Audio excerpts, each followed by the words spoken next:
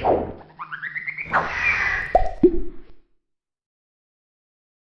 guys, welcome back to my channel.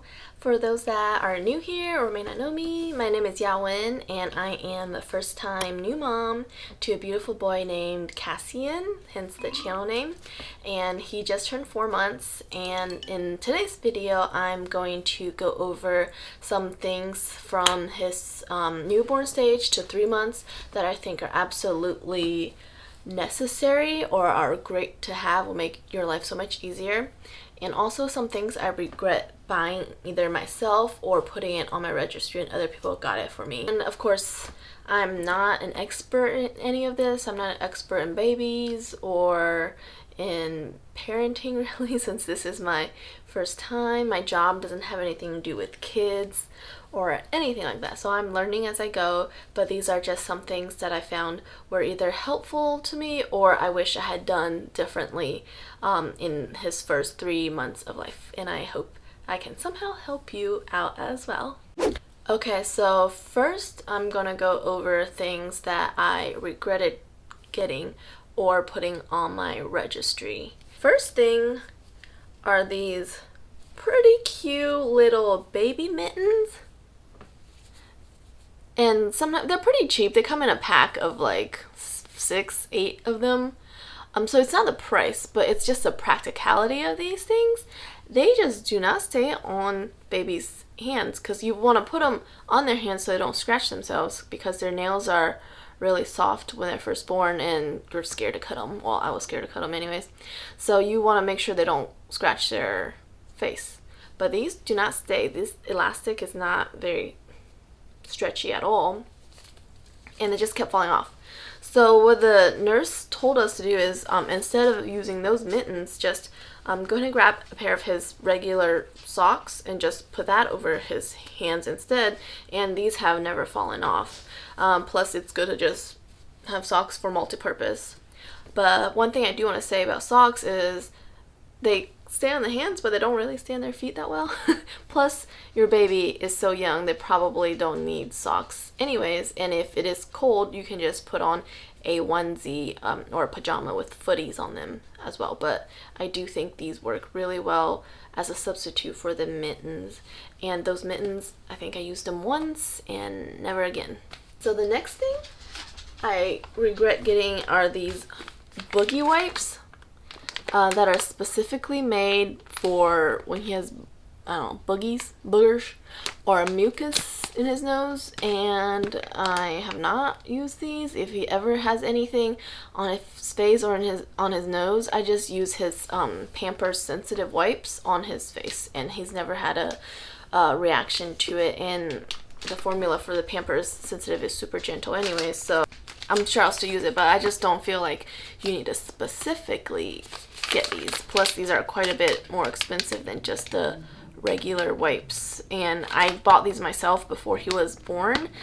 I don't know, I feel like when you're a first time mom you just want to buy everything, and I watched a lot of YouTube videos when I was pregnant telling me not to buy this, not to buy that, and did I listen? No, but I thought I would just pass it on anyways. Next thing I'll grab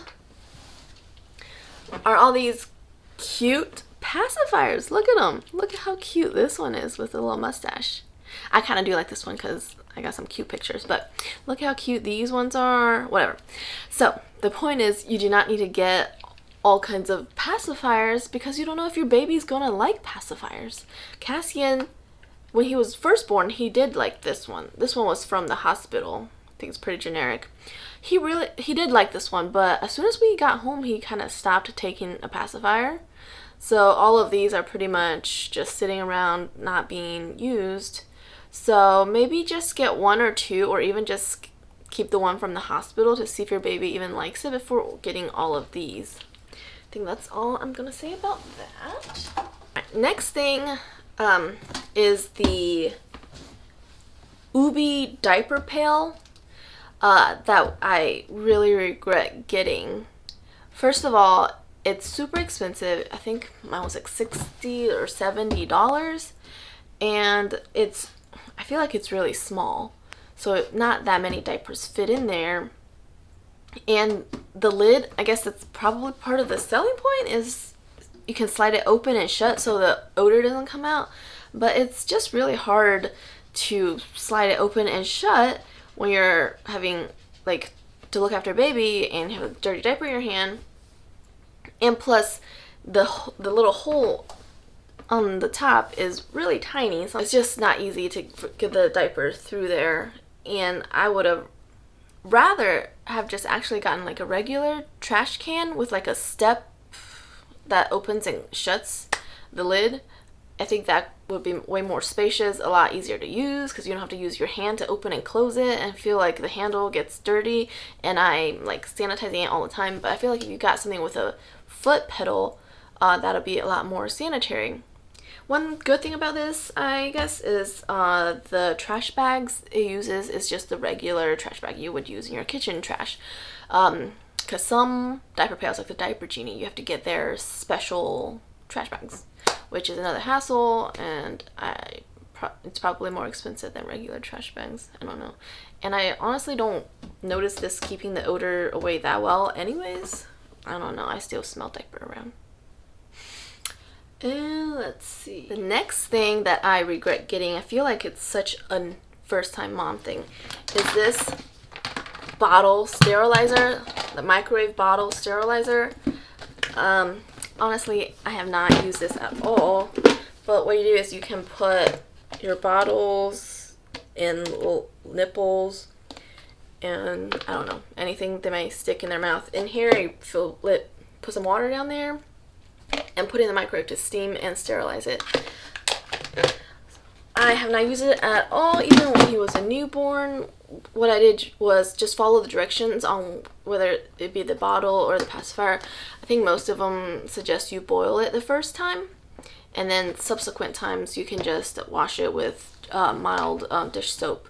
So that's just what I've been doing.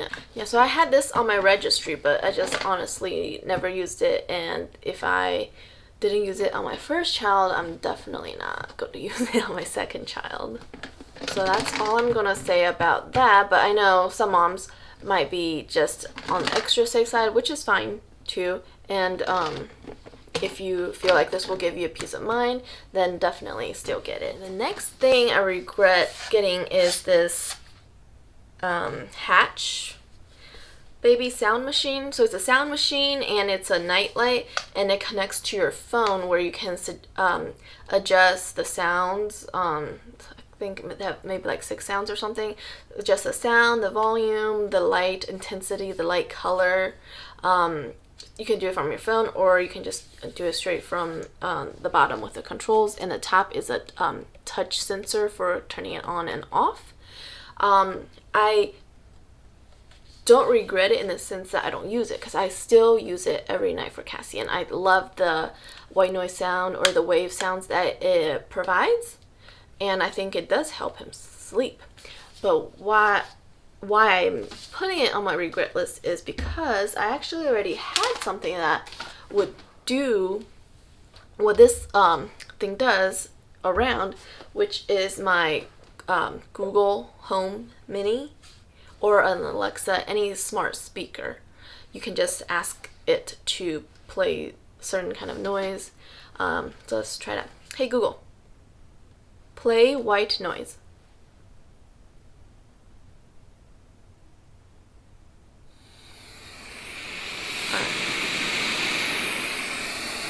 Hey Google, play wave sounds.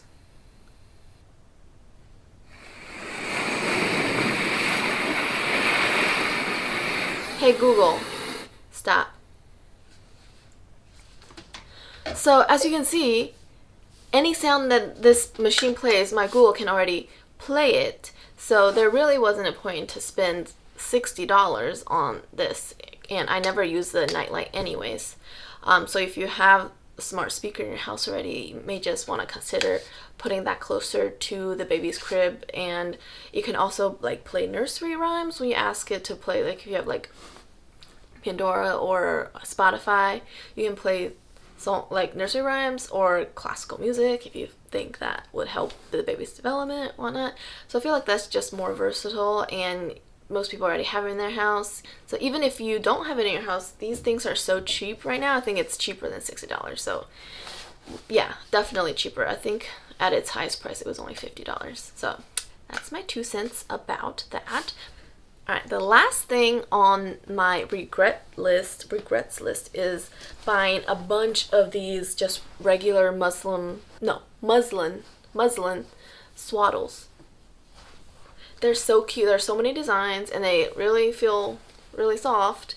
And when I first got pregnant, or during my pregnancy, I was just like imagining myself being a swaddle queen, knowing how to do all these cool things and calming a baby down. But when it came down to it, I never really learned how to do a proper swaddle. We've tried, me and my husband, we both have tried, and somehow he always gets free from it. I don't think we ever learned the right way. But of course, if you have had kids before where you used swaddles already and you know how to do a good job with it, then by all means get it, because it can be a swaddle. It can also function as like a stroller blanket, so it's pretty multifunctional. But I feel like I just got way too carried away. And we still use a swaddle on him to this day. He's 4 months. He hasn't turned over or anything, so we can still use it.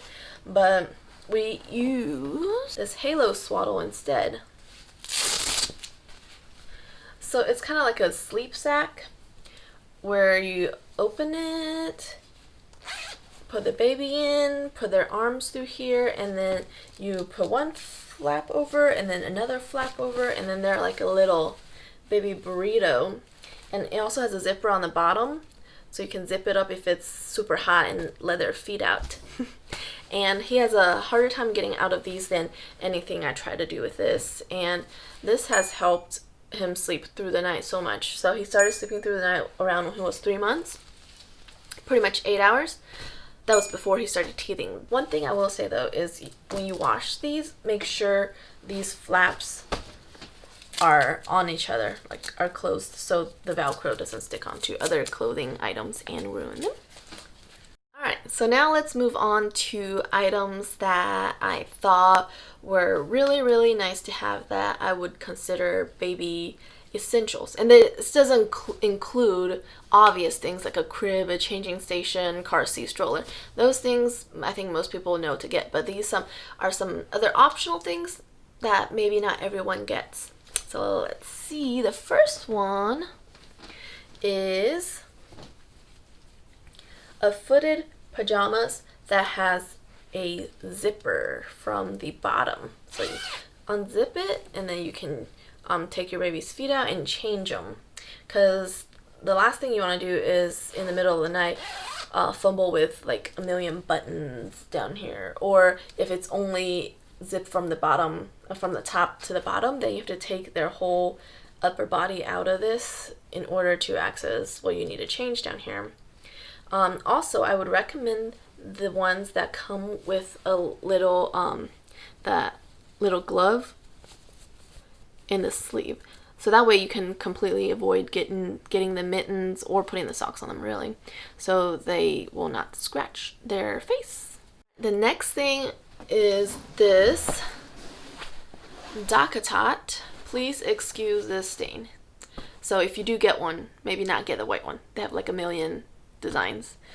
I think the white one was the cheapest at the time, that's why I got it, but it's okay. You can take the cover off and wash it, so it's not that big of a deal. Anyways, so this is like a baby lounger. It's pretty big, that he's been sleeping in since he came home, and he's still sleeping in here for now.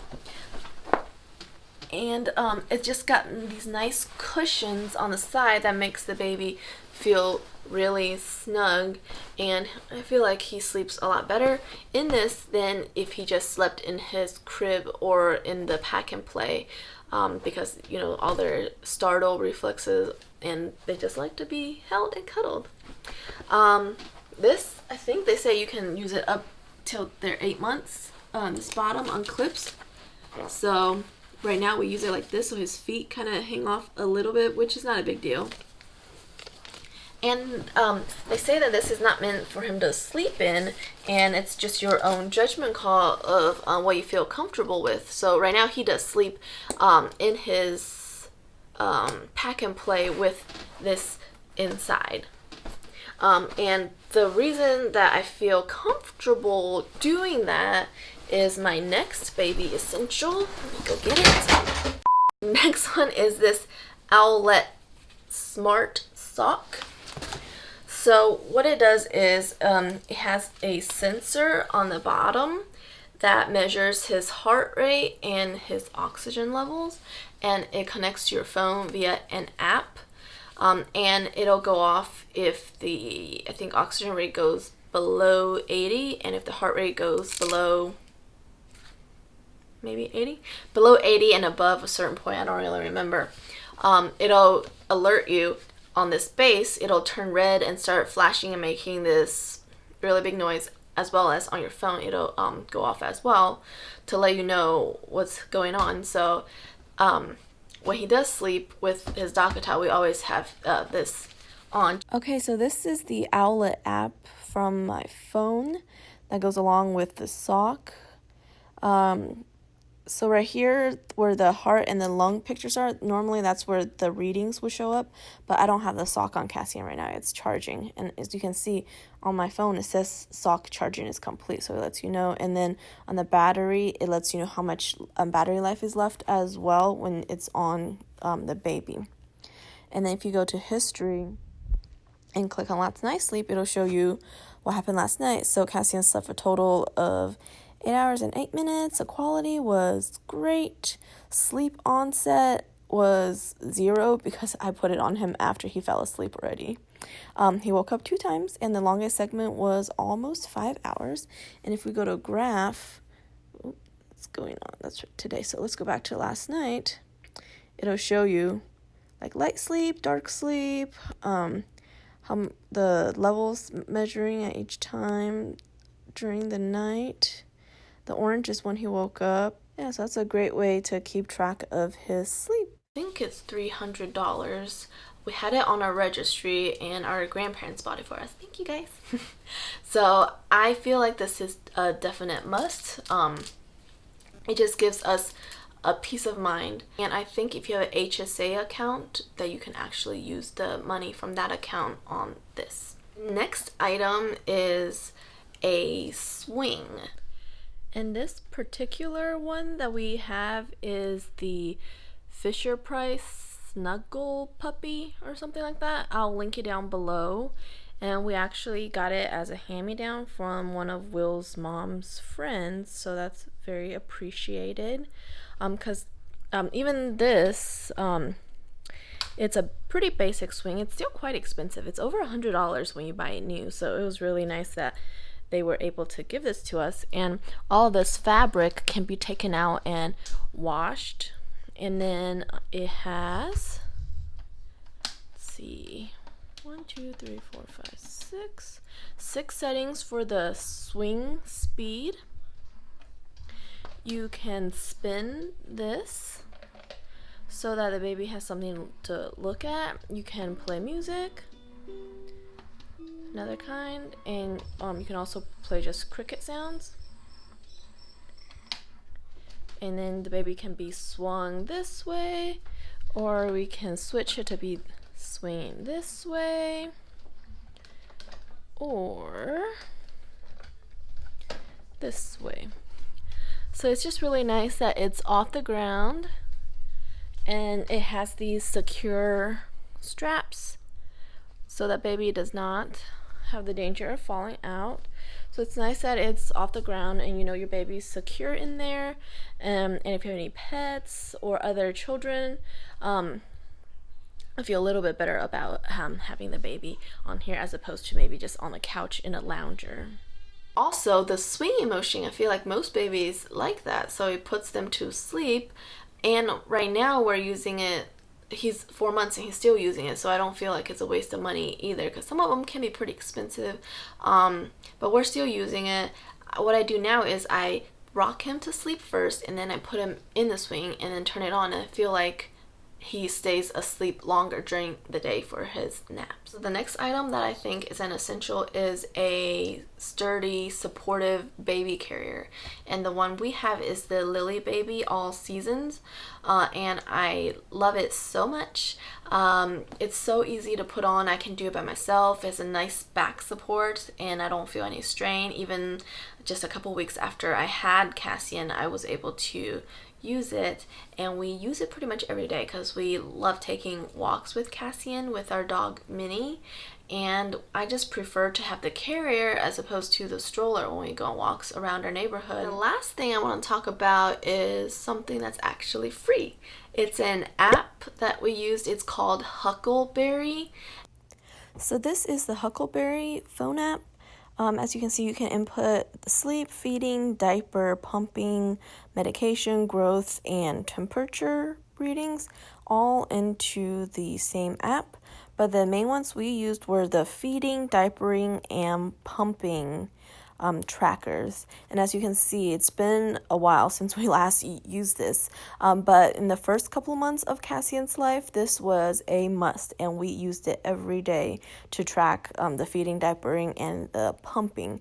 Because whenever you go to the doctor's office, they will ask you how often are you feeding him, how much he's eating at each feeding, how many wet diapers and how many poopy diapers you have for him. So you want to be able to let the doctor know. So this was very helpful in that, as well as you just keep track of it. So if anything goes wrong, you can look back on previous days and see if there's any like decrease in appetite or decrease in the number of diapers.